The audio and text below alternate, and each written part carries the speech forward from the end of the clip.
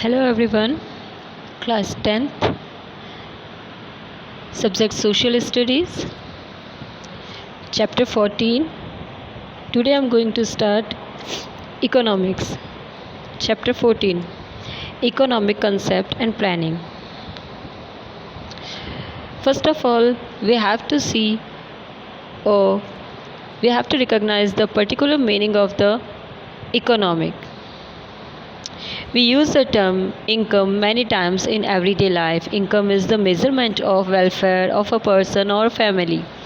We know that income is not only determiner of welfare but it is one of the most important factor among many other. हमें पता है कि economic का मतलब यही नहीं होता है कि जो हम वेलफेयर वाले काम करते हैं या बेसिक रिक्वायरमेंट्स को कंप्लीट कर लेते हैं, फुलफ़िल कर लेते हैं, ऐसा नहीं होता है. इकोनॉमी का मीनिंग इससे भी कई ज़्यादा होता है, बढ़ के होता है.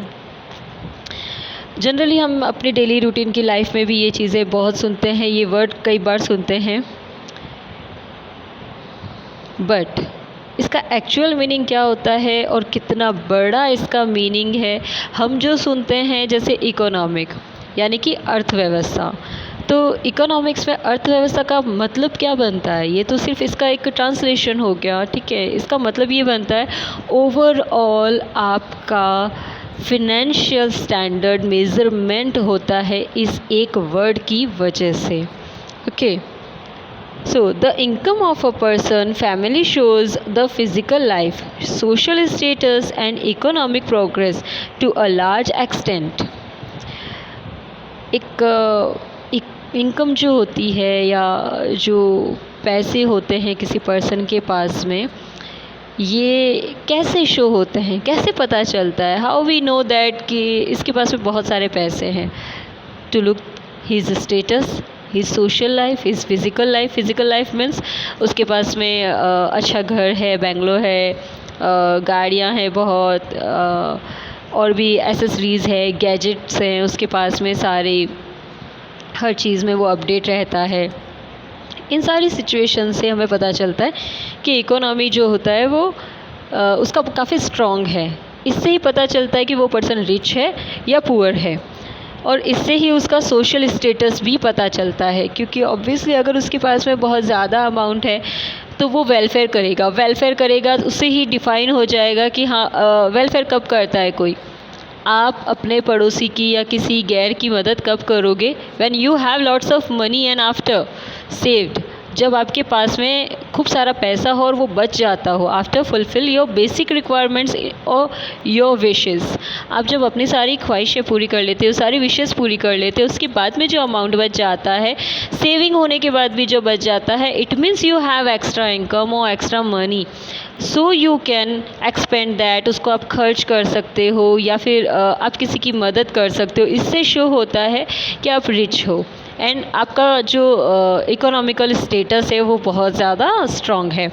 जस्ट लाइक अ पर्सन और family, the income of a nation can also be determined.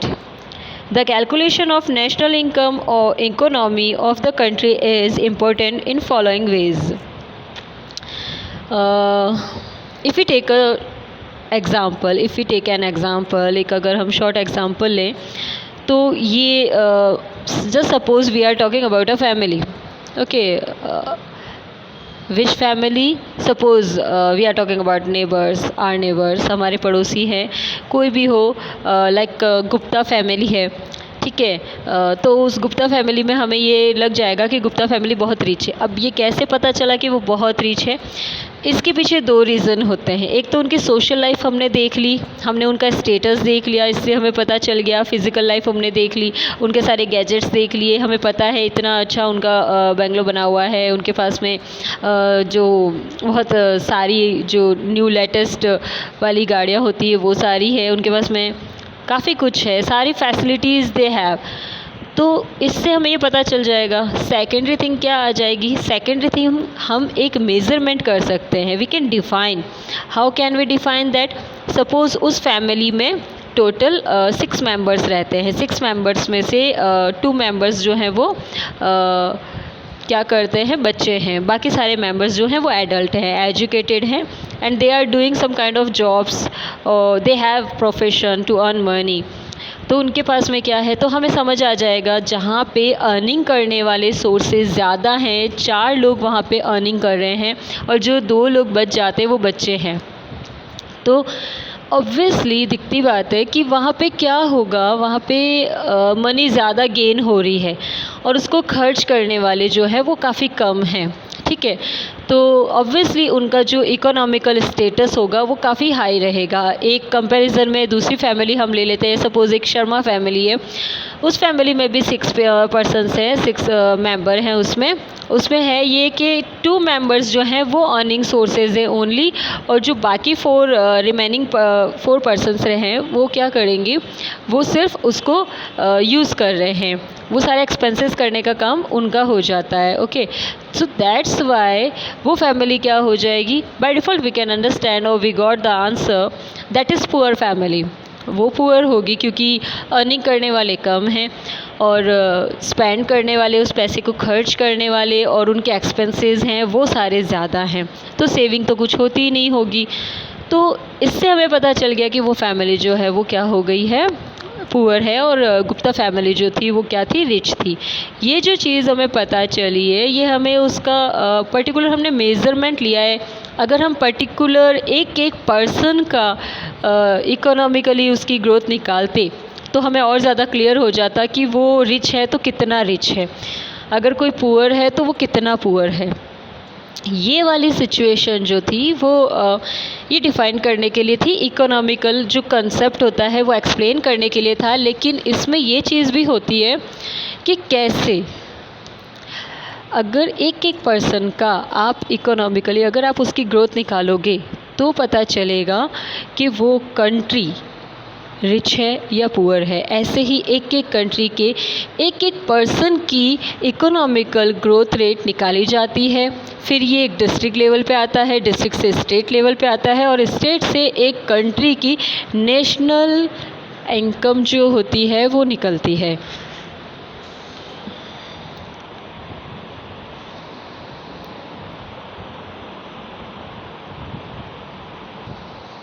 In this chapter हम बहुत से न्यू वर्ड्स देखेंगे and we have to understand that words. हमें उन वर्ड्स का पर्टिकुलर मीनिंग पे नहीं जाना है कि उसको हिंदी में क्या बोलते हैं, उसका ट्रांसलेशन क्या होगा, नो नॉट एट ऑल। हमें उसका पर्टिकुलर ओवरऑल उसका एक्सट्रैक्ट क्या निकल रहा है, उसका मतलब क्या होता है, हमें वो समझना होगा। जैसे एक वर्ड आपके इसमें आएगा फिनेंशियल ईयर और एक आएगा फिस्कल ईयर। फिनेंशियल ईयर इसमें ये आ जाएगा, फिनेंशियल ईयर जो एक कंट्री का होता है, हमारे लिए ईयर क्या होता है, 1 जनवरी से स्टार्ट होता है और 31 दिसंबर तक ओवर, राइट। हम लोगों के लिए यही होता है, 1 जनवरी को हमारा हैप्पी न्यू ईयर हो जाता है, ओके।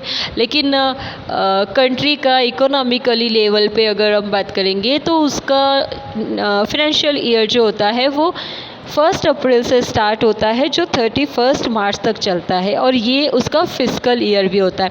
अच्छा, फिस्कल का मीनिंग क्या हुआ, फिस्कल का मीनिंग अक्सर हम सुनते हैं, आपने न्यूज़ वगैरह में भी देखा होगा, मोस्टली जब इलेक्शंस आते हैं आफ्टर उसके रिजल्ट्स के बाद में हमें ये चीज़ पता चलती है, जब गवर्नमेंट से, कोई भी गवर्नमेंट हो, I am not talking about a particular government और बीजेपी हो, कांग्रेस हो, other parties, I am just asking, I am just saying that.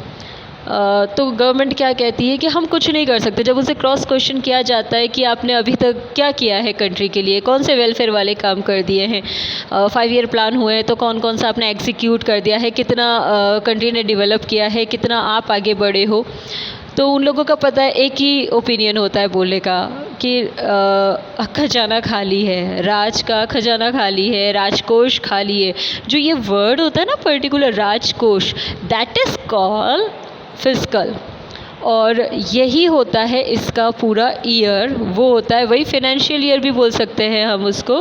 Government का फिनेंशियल ईयर स्टार्ट होता है 1 अप्रैल टू 31 मार्च। उसमें ईयर की नीड नहीं होती है, 1 अप्रैल जब भी आता है, इसीलिए आपको पता है बजट जो आता है कंट्री का, इंडिया का, वो हमेशा 1 अप्रैल मार्च और अप्रैल के बीच में आ जाता है। और यही रीज़न होता है कि ये फ़ेब, मार्च, अप्रैल काफ़ी हौच-पौच वाला मंथ हो जाता है। स्पेशली मार्च में आपको पता है टैक्स रिटर्न्स वगैरह ये सब कुछ बहुत ज़्यादा चलता है। ये ऐसा टाइम होता है जिसमें कोई भी बिज़नेसमैन होगा, चाहे वो स्मॉल स्केल का हो चाहे लार्ज स्केल का हो, वो सब बिज़ी रहते हैं। सिर्फ़ इसीलिए क्योंकि उनको ये सारा वाइंड अप करना होता है पूरे ईयर का, जो भी उनका क्रेडिट डेबिट होता है, ये सब उनको पूरा मैनेज करना होता है। प्रोडक्शन का मीनिंग होगा creation of utility and value addition is production only. अब प्रोडक्शन का मीनिंग क्या हो गया? जनरली हम प्रोडक्शन का मीनिंग क्या समझते हैं? किसी चीज़ का बनना। डज़न्ट मैटर वो यूज़फुल है कि नहीं है। यहाँ पे प्रोडक्शन का मीनिंग होता है कि क्रिएशन ऑफ यूटिलिटी, वो कितना यूज़ आ रही है। And second thing, addition is production. अब उसके अंदर जो वैल्यू होती है वो एडिट होती जा रही है उसके अंदर, मतलब वो एडिशनल प्रोडक्शन हो जाता है उसका। कैसे मीनिंग हुआ इसका? सपोज़ आपने हम कोई एक प्रोडक्शन ले लेते हैं, मान लीजिए हम शुगर प्रोडक्शन ले लेते हैं, ठीक है। शुगर प्रोडक्शन की वैल्यू की अगर हम बात करेंगे, कहाँ से होता है ये? सबसे ज़्यादा महाराष्ट्र साइड में होता है, औरंगाबाद में ज़्यादा होता है ये शुगर, वहाँ पे बहुत ज़्यादा होता है। तो वहाँ इसकी वैल्यू इतनी नहीं होगी जितनी राजस्थान में होगी, जितनी कहीं दूसरे अगर आप चले जाते हो स्टेट में वहाँ हो जाएगी, जम्मू कश्मीर में हो जाएगी, यहाँ पे नहीं होगी क्योंकि यहाँ पे उसका इतना यूटिलाइजेशन नहीं हो रहा है जितना होना चाहिए। Okay, I made a slide to make understand this chapter.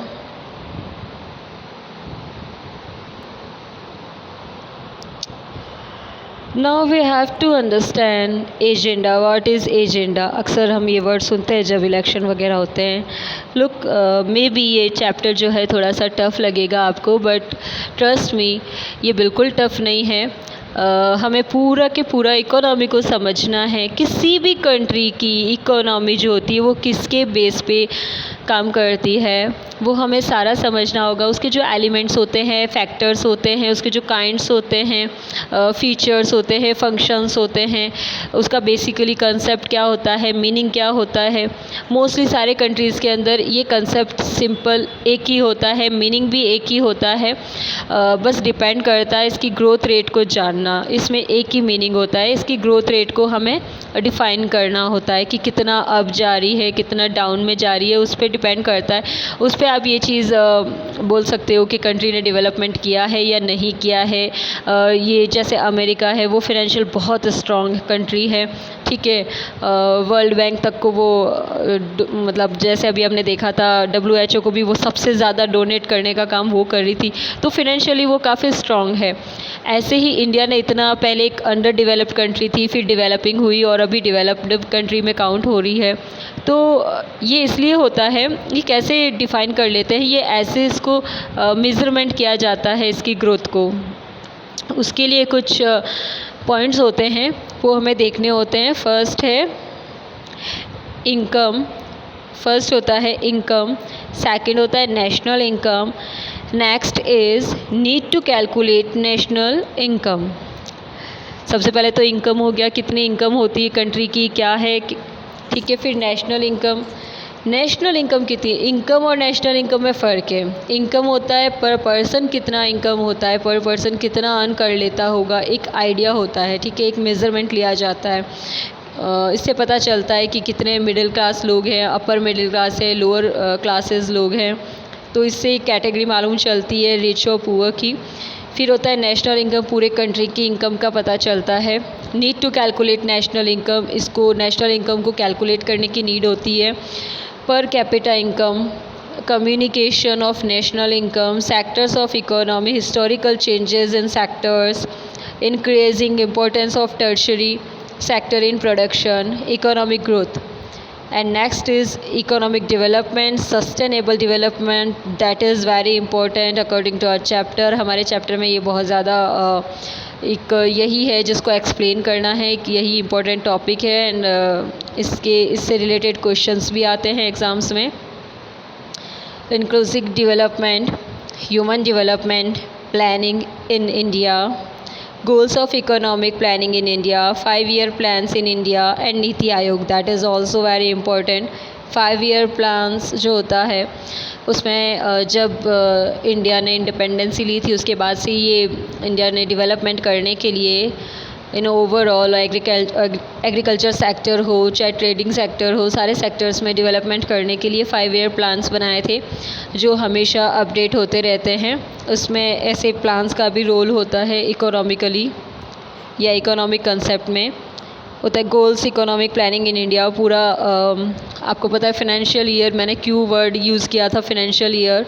इस फिस्कल को राजकोष अगर भरा जा रहा है तो वो टैक्स रिटर्न लेकर के या रेवेन्यूज़ लेकर के, ऐसे ही नहीं है कि सारा उसके अंदर रख दिया है। वो एक बैंक की तरह ऐसा हो रहा है। सिंपल एक्स होता मतलब होता है कि एक ही जगह पे सब बस अमाउंट सेव होता जा रहा है, ऐसा नहीं होता है। होता क्या है कि उसको एग्जीक्यूट भी करना पड़ता है, प्लान बनाया जाता है। अगर वो आप जैसे हमसे गवर्नमेंट टैक्स लेती है तो वो टैक्स अपने पास नहीं रखती है, वो टैक्सेस जो होते हैं हमें पे करने भी चाहिए। कुछ लोग होते हैं जो टैक्स की चोरी करते हैं, जो बहुत गलत है, नहीं करना चाहिए। वी हैव टू पे the tax just because of वो किसके लिए यूज़ होगा, वो सारा अमाउंट, वो सारा पैसा है उस यूटिलाइज़ ही होगा और वो हमारे लिए ही होगा। जो हमें ये रोड लाइट्स मिलती हैं, रोड्स मिलती हैं, दूसरी अदर फैसिलिटीज़ मिलती हैं, कुछ ऐसे सोशल वर्क्स हो जाते हैं, वेलफेयर वाले वर्क होते हैं, ये सब गवर्नमेंट जो करवाती है। ये सारे हमारे जो टैक्स होते हैं हमारे ही पैसों से गवर्नमेंट इसको इजीली कर पाती है। तो ये सारे प्लान्स जो होती है गवर्नमेंट बनाती है, उसको एग्जीक्यूट करती है। इसमें एक नीति आयोग भी है, ये जो प्लानिंग कमीशन नाम था इसका, लेकिन जब 2014 में मोदी जी की गवर्नमेंट बनी थी तब उनकी गवर्नमेंट ने क्या किया था, इसका नाम चेंज कर दिया था और प्लानिंग कमीशन का नाम जो योजना आयोग था उसका नाम नीति आयोग रख दिया था। हिंदी में भी नीति आयोग होता है, in English also we can call it Niti आयोग।